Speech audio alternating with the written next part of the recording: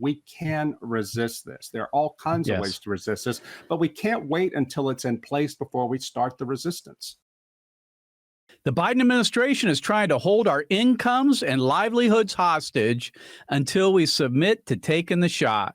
Is this new form of totalitarianism more or less dangerous than those we've seen in the past? Also, in Virginia, parents protested the ideology being taught to their children in public schools. What lessons can we learn from the example of these parents? You'll hear more about this and other things today on the Mark Harrington Show.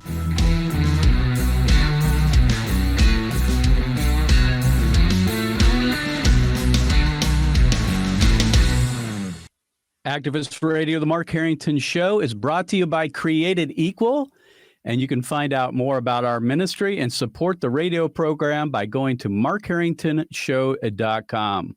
The Bible says in 2 Thessalonians chapter 2, verse 11, "For this reason, God gave them over to a powerful delusion so that they would believe a lie." And I guess the question before us is whether you believe that God is instrumenting these things or these are just happening in America.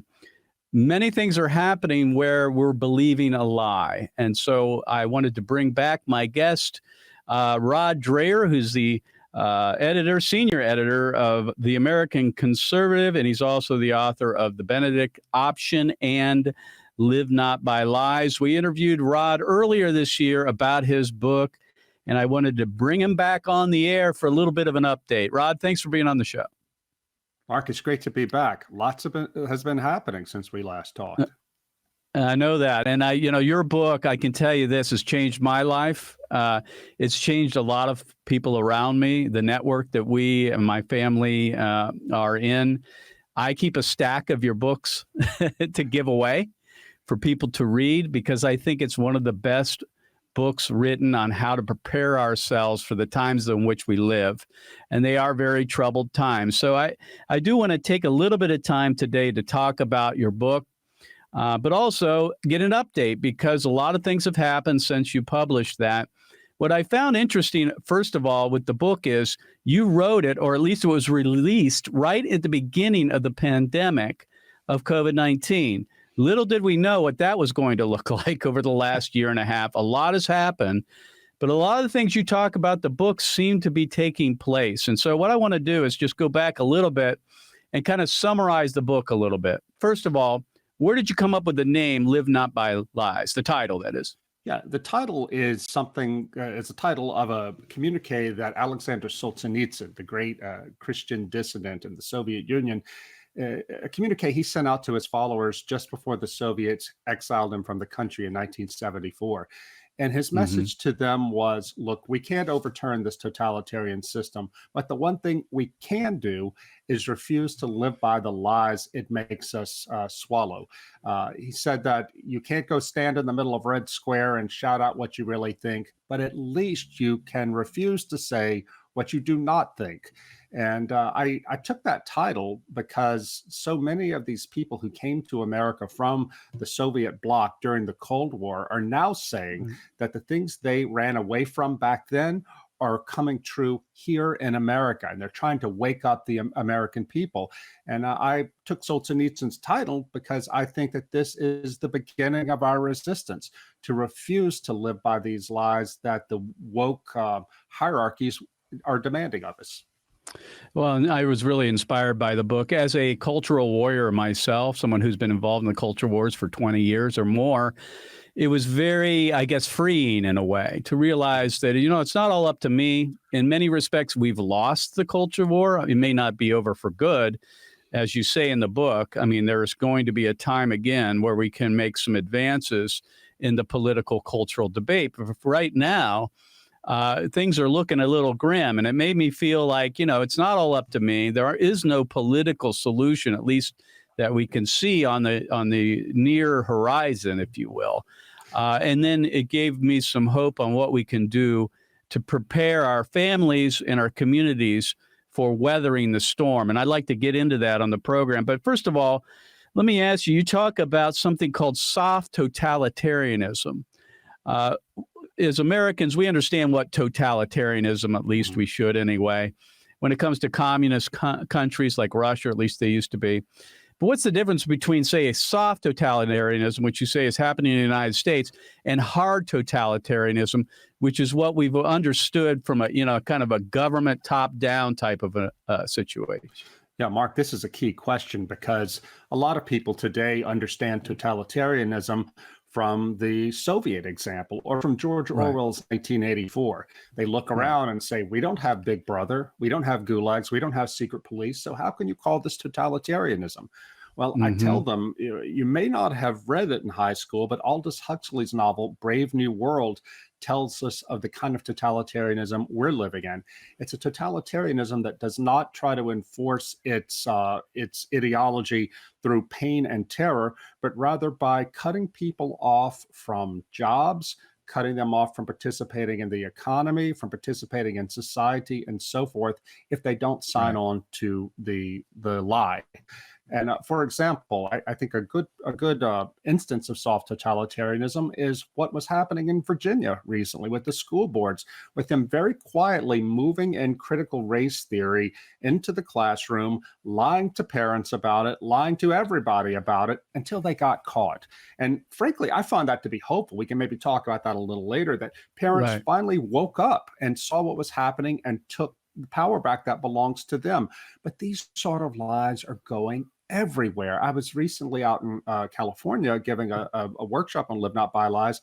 I talked to a Christian who's an active duty military member, and he said, Rod, the armed forces today are not what they were even 2 years ago, that we're getting this wokeness shoved down our throats by the senior brass who are trying their very best to enforce this ideology. It's causing massive demoralization and hurting our effectiveness. So this is where the lies that the woke are trying to force us to accept can put our country at great risk. And this is happening everywhere.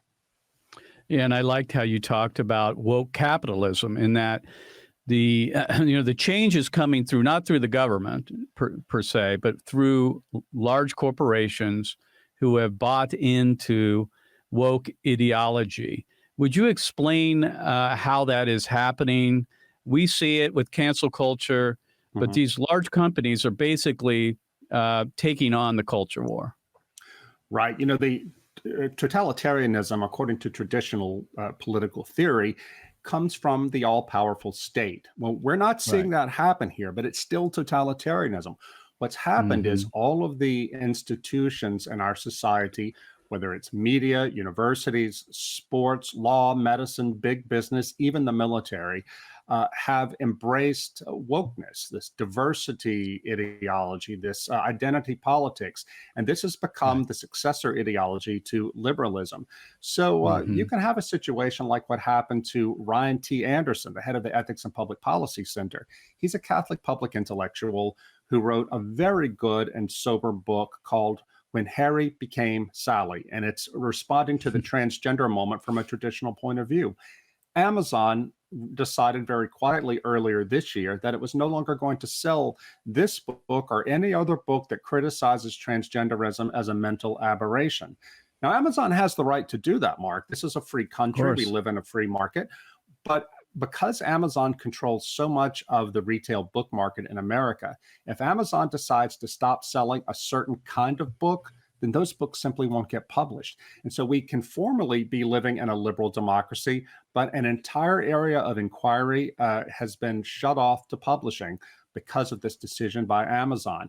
Now, you multiply that ethic across any number of institutions, media, universities, whatever, and you begin to see what totalitarianism looks like within a liberal democracy. Well, Karl Marx talked about taking the culture by a slow march through its institutions, and that's what we've seen over the last 100 years in America, and now it's culminating in all of this wokeness. That's why I think, this is going to be a long-term thing that we're going to be facing. It's not going to be overturned overnight. You talk about politics in the book a little bit. You weren't a big Trump supporter. I understand that. But if we would, let's transition a bit to the Virginia election. If you would, tell us what our lessons learned are, because I feel like people don't really understand what the real lessons learned are. A lot of people will say, well, it's the GOP and they're going to take the Senate and the House in 2022. And of course, I hope they do, but that's not the answer. No. You talk about how politics, we should be involved, and it can be a way of slowing and at least slowing down bad things from happening. But as far as cultural change, that's not how it's going to take place. Right. And look, I agree with you. I hope the GOP takes back Congress, and I hope it takes back the White House in 2024. Politics does play an important role here. But the problem so many of us conservatives make is thinking that politics is everything. Look, if Donald Trump had been a philosopher king, he could not have stopped a lot of this wokeness that has taken over our country, precisely because it is passing through all these non-governmental institutions. I'll give you an example of how politics is insufficient. I was in Hungary earlier this year. I spent 3.5 months there in Budapest on a fellowship. I happen to agree with the Hungarian government. It's a strong conservative government led by a Christian, Viktor Orban, and he has banned legally in that country LGBT propaganda directed towards minors. I think that's great. I don't know if we could do it in our country, but I think it's great. But here's the problem with that. I spoke to a mom in Hungary this summer who supports the government, but she said that her son, her 19-year-old son, asked her mom, "Did you ever kiss a girl?" Well, she wanted to slap him, but he said, "Hey, mom, calm down. All of us in my generation are experimenting with our gender, with our sexuality." The mom told me that this kid has been listening only to English language media and social media, and it's that, which you can't stop by government edict, that is turning him and his generation to gender fluidity. So the lesson for all of us here who are trying to fight this, all of us conservatives and Christians, is that it is not enough to rely on politics. Politics can only be part of the solution. You have to get in there and get your hands dirty and pay attention to what your kids are listening to and taking in, and give them the tools they need internally to resist it. My guest is Rod Dreher, and he is the senior editor of The American Conservative and also the author of The Benedict Option and Live Not by Lies. I highly recommend those two books, and you can find out more or pick up the book by going to penguinrandomhouse.com. That's where the book is available. Of course, it's available on Amazon as well, but penguinrandomhouse.com. And you can find out more by looking at the description in my social media posts about the radio program. Rod, if you would, let's stay on Virginia for a little bit. One of the things that I was very encouraged by was the reaction of parents to critical race theory and being taught in the schools there, and how apparently they came out to defeat the incumbent governor there.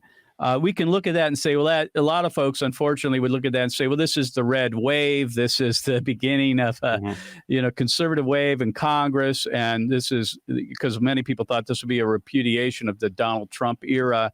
I don't think it's any of that, frankly. I just think it was parents doing what they should do to take care of their own communities. I think so. And that's what it's going to have to take in order for this to be turned back, is people getting involved at the local level. I remember, Mark, back in 2015, not too long after the Obergefell ruling that legalized same-sex marriage, I was invited to Capitol Hill to give a talk to a private group of conservative Christian Republicans, staff members of Congress. And after the talk, I was invited to a private luncheon with them, and I asked them what the Republicans were planning to do to protect religious liberty in the wake of Obergefell. Silence all around. I repeated the question.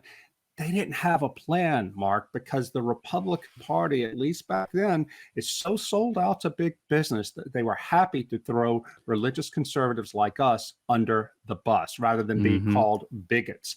Well, I hope things have changed, but if things are changing in the Republican Party, it's only going to be because of grassroots force compelling them to do that. So I think that we should push for the Republican Party to get more serious about fighting wokeness and defending religious liberty and free speech and other liberties, but we can't rely on them alone. Look at the parents who came together out there in Virginia. There were a lot of liberals there too who didn't want this garbage taught to their kids. One of the things I've discovered since Live Not by Lies came out is that we conservatives do have allies on the left.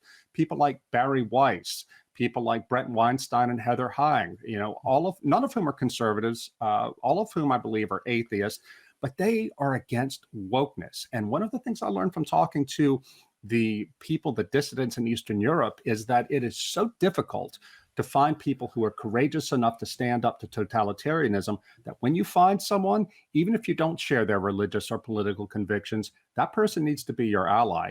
So Virginia, I think, too, shows the power of making allies among common sense liberals. As I mentioned earlier in the program, your book was released right at the beginning of the COVID-19 pandemic. Little did we know it would take place in the last year and a half. I would like you to at least try to give us some insights on how this all might fit in to what you call soft totalitarianism. Right now, we're seeing the mandates being handed down. Thank God that the federal courts has at least put, for now, a temporary stay on the enforcement of the Biden COVID mandates. But who would have thought that all of this would have happened in the last year and a half? How do you think this plays into the theme of your book?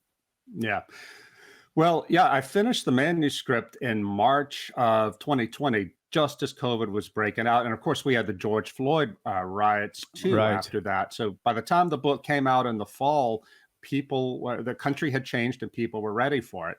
Look, I'm not an anti-vaxxer. I've been vaxxed myself, but I have to say that watching how this has played out, watching how the government has beclowned itself with constantly changing its story about the vaccine, watching how we have slowly seen soft totalitarianism emerge in terms of employer mandates. And let me give a shout out to a neighbor of mine here in Baton Rouge, Louisiana, Judge Kyle Duncan. He's on the Fifth Circuit, and he was one of the ones. He's a strong Christian. He's one of the ones who put a halt to the mandate, employer mandate, because I haven't talked to him, but I think he must see that this is soft totalitarianism.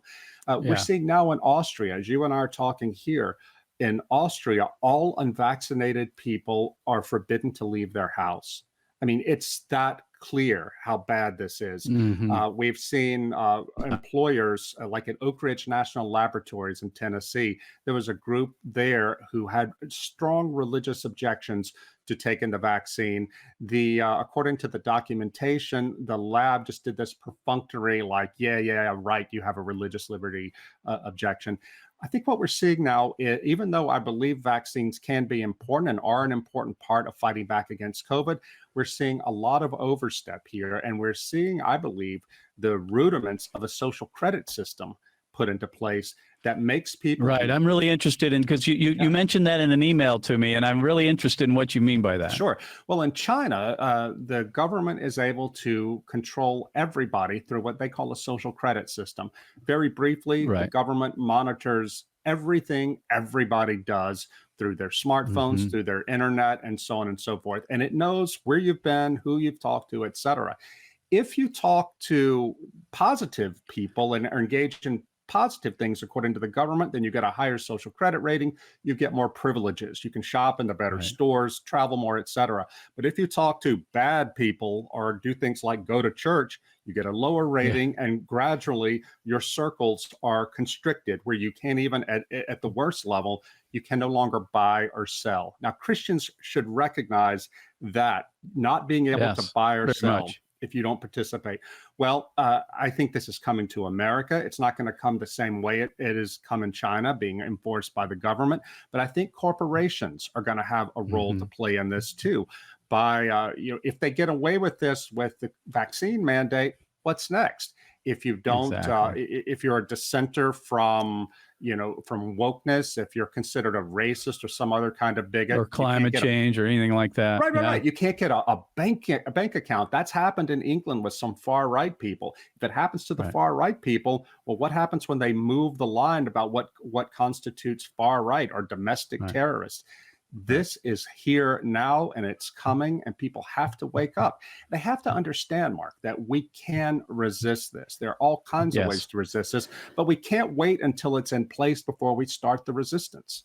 Right. And I want to talk about that as we finish off the program. Again, my guest today is Rod Dreher, and he's the author of 2 books, The Benedict Option and Live Not by Lies. Folks, you can pick up this book by going to penguinrandomhouse.com or just go to the show description on my website at markharringtonshow.com. I exhort you to pick up these books. These are the marching orders, if you will, in the culture war for as we proceed.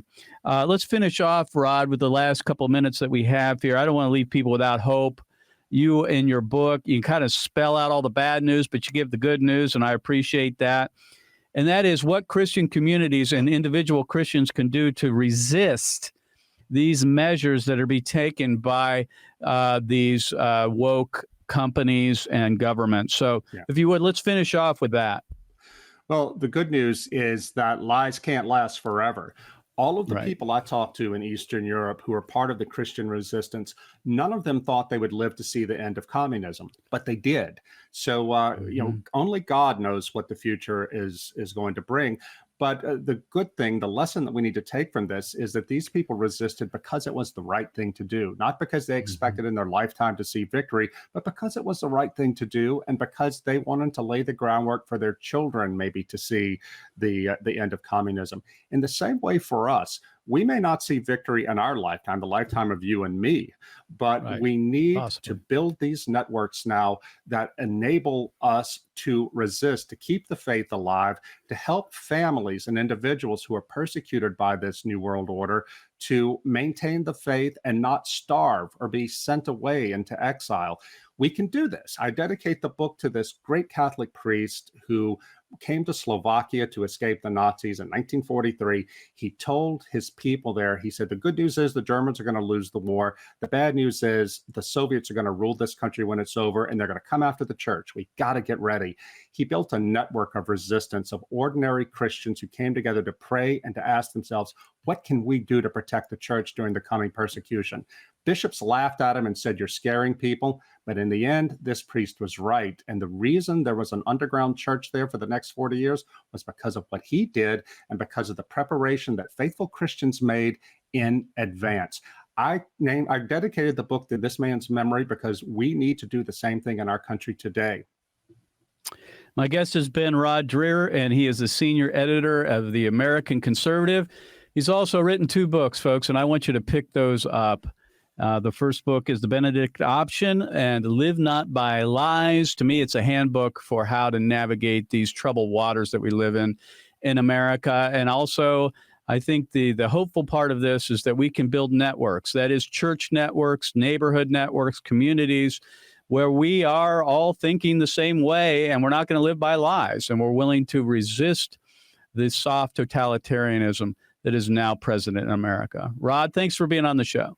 Mark, it was great to be here. And look, if the church can come through Soviet totalitarianism intact, then there's no reason why we, given our much greater freedom here in America, can't do the same thing. But we've got to get active. So, friends, I want you to take action today. And the first thing you can do is pick up Rod Dreher's book, Live Not by Lies. And like I say, you can find out more about that by going to the show description on markharringtonshow.com. I keep a stack of these books and I give them away to people that are in the culture war, but looking for answers, looking for hope, looking for things they can do, concrete things they can do in their local communities, in their church, and with their friends and their networks. This book is the manual on how to navigate these troubled times. Secondarily, I'd like you to go to markharringtonshow.com and subscribe to the podcast there. We have a media player that is built into the website that you can listen to the program there or pick it up anytime you want, 24/7 on all the popular podcasting platforms. As well, I want you to register for the Mark Harrington Show email updates. We'll give you show information, upcoming shows, and how to continue to receive your marching orders in the culture war.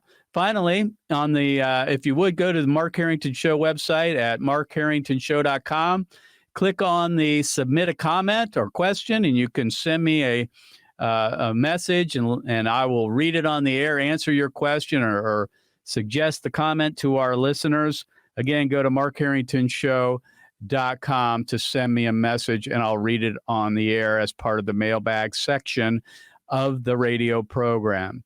You've been listening to your radio activists here on the Mark Harrington Show, where you get your marching orders for the culture war. We'll see you next time. God bless you. God bless America. And remember, America, to bless God. You've been listening to Mark Harrington, your radio activist. For more information on how to make a difference for the cause of life, liberty, and justice, go to createdequal.org. To follow Mark, go to markharringtonshow.com. Be sure to tune in next time for your marching orders in the culture war.